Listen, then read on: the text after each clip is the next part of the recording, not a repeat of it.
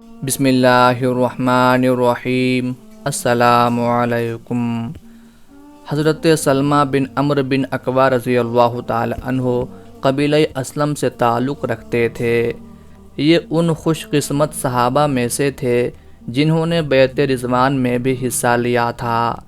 اللہ کے رسول صلی اللہ علیہ وآلہ وسلم کے ہاتھ پر اپنا ہاتھ رکھ کر ایک مرتبہ نہیں بلکہ 3 مرتبہ بیعت کی تھی۔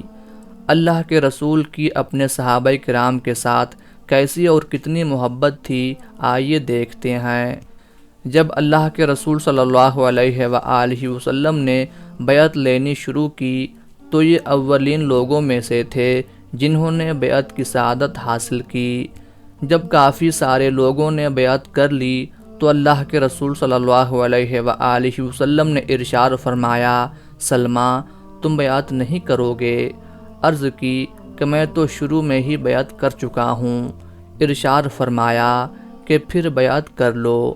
چنانچہ انہوں نے دوبارہ بیعت کی۔ جب بیعت کا اختتام ہونے لگا تو آپ صلی اللہ علیہ وآلہ وسلم نے پھر فرمایا، سلمہ تم میری بیعت نہیں کرو گے؟ حضرت سلمہ نے تیسری بار بیعت کی۔ اس طرح سلمہ بن اکوع رضی اللہ تعالی عنہ نے 3 بار بیعت کی، شروع، درمیان اور آخر میں۔ ذرا غور کیجئے کہ اللہ کے رسول صلی اللہ علیہ وآلہ وسلم اپنے اس غریب سے صحابی کے ساتھ کتنی محبت کرتے ہیں اور انہیں کتنی اہمیت دیتے ہیں۔ یہ وہ عظیم شخصیت تھے جنہوں نے اللہ کے رسول صلی اللہ علیہ وآلہ وسلم کے ہمراہ 7 غزوات میں حصہ لیا۔ نہایت بہادر اور بہت تیز دوڑنے والے تھے۔ اللہ کے رسول صلی اللہ علیہ وآلہ وسلم نے غزوہ ذی قرد میں ان کو یوں خراج تحسین پیش کیا، آج ہم میں ابو قتادہ بہترین گھڑ سوار اور سلمہ بہترین تیز چلنے والے ہیں۔ ناظرین کرام، اللہ کے رسول صلی اللہ علیہ وآلہ وسلم نے اپنے اعلیٰ اخلاق سے اپنے ساتھیوں کے دلوں کو جیتا۔ ذرا غور کیجئے کہ آپ صلی اللہ علیہ وآلہ وسلم نے اپنے ساتھیوں کو کیسے بہترین تمغے دیے۔ عبد الرحمن بن رزین بیان کرتے ہیں، ہم ربضہ نامی مقام پر سلمہ ابن اکوع رضی اللہ تعالی عنہ سے ملنے کے لیے آئے تو انہوں نے اپنا نہایت بھاری بھرکم ہاتھ نکال کر دکھایا جیسے وہ کسی اونٹ کا کھر ہو۔ ہم نے اس ہاتھ کو چوم لیا کیونکہ اس ہاتھ نے اللہ کے رسول صلی اللہ علیہ وآلہ وسلم کے مبارک ہاتھ پر متعدد بار بیعت کی تھی۔ سلمہ بن اکوع رضی اللہ تعالی عنہ فرماتے ہیں، بیعت رضوان کے بعد مشرکین مکہ نے متعدد ایلچی ارسال کیے جس کے نتیجے میں ہماری ان سے صلح ہو گئی۔ میں ان دنوں حضرت طلحہ بن عبید اللہ رضی اللہ تعالی عنہ کے لیے کام کرتا تھا، ان کے گھوڑے کو پانی پلاتا، اس کی صفائی ستھرائی کرتا اور اسے چارہ ڈالتا۔ اس کے بدلے میں مجھے طلحہ رضی اللہ تعالی عنہ کے ہاتھ سے کھانا مل جاتا۔ دراصل جب میں نے ہجرت کی تو اپنا گھر بار اور مال و دولت سب کچھ اللہ اور اس کے رسول کی خاطر چھوڑ دیا تھا۔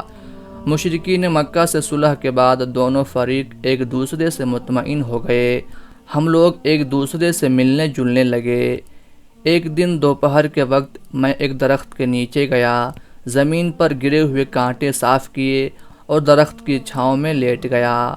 اس دوران میں 4 مشرک وہاں آ گئے اور رسول اللہ صلی اللہ علیہ وآلہ وسلم کے خلاف باتیں کرنے لگے۔ مجھے ان سے شدید نفرت ہوئی۔ میں وہاں سے اٹھا اور ایک اور درخت کی طرف چلا گیا۔ اس دوران میں ان مشرکین نے اپنا اسلحہ درخت سے لٹکا دیا اور لیٹ گئے۔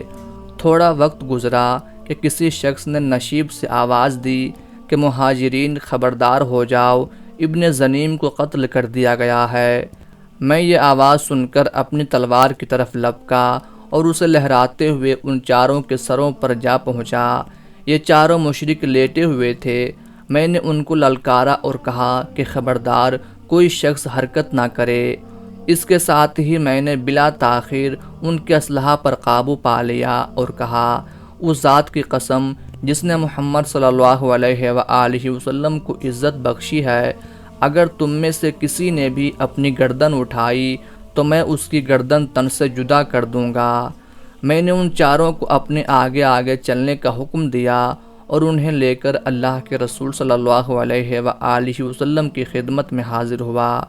اسی دوران میں میرا چچا عامر بھی آ گیا۔ اس نے بنو ابلاد کے مکرز نامی شخص کو 70 افراد کے ہمراہ گرفتار کیا تھا۔ یہ لوگ مشرکین تھے جنہوں نے بدعہدی کی تھی اور مسلمانوں پر حملہ کرنے کی منصوبہ بندی کر رہے تھے۔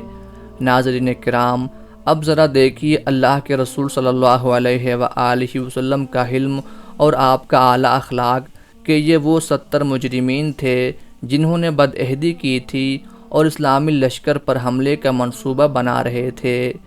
اللہ کے رسول صلی اللہ علیہ وآلہ وسلم نے ان کو حقارت کی نگاہ سے دیکھا اور ارشاد فرمایا، ان کو چھوڑ دو، یہ وہ لوگ ہیں کہ شروع سے آخر تک برائی کا منبع ہیں، ان کا وبال اول و آخر انہی پر ہوگا۔ ناظرین کرام، یہ 70 مشرکین اللہ کے رسول صلی اللہ علیہ وآلہ وسلم کے رحم و کرم پر تھے۔ ان لوگوں کے عزائم بڑے خطرناک تھے اور یہ مسلمانوں پر حملہ کرنے کی تیاری رکھتے تھے، مگر ہمیشہ لوگوں سے درگزر کرنے والے اور اپنے بدترین دشمنوں کو بھی معاف کرنے والے نبی کریم صلی اللہ علیہ وآلہ وسلم نے انہیں معاف کر دیا۔ آپ صلی اللہ علیہ وآلہ وسلم کی بے شمار خوبیوں میں ایک خوبی یہ بھی تھی کہ آپ انتقام اور بدلہ لینے کی طاقت رکھنے کے باوجود اپنے دشمنوں کو معاف کر دیتے تھے۔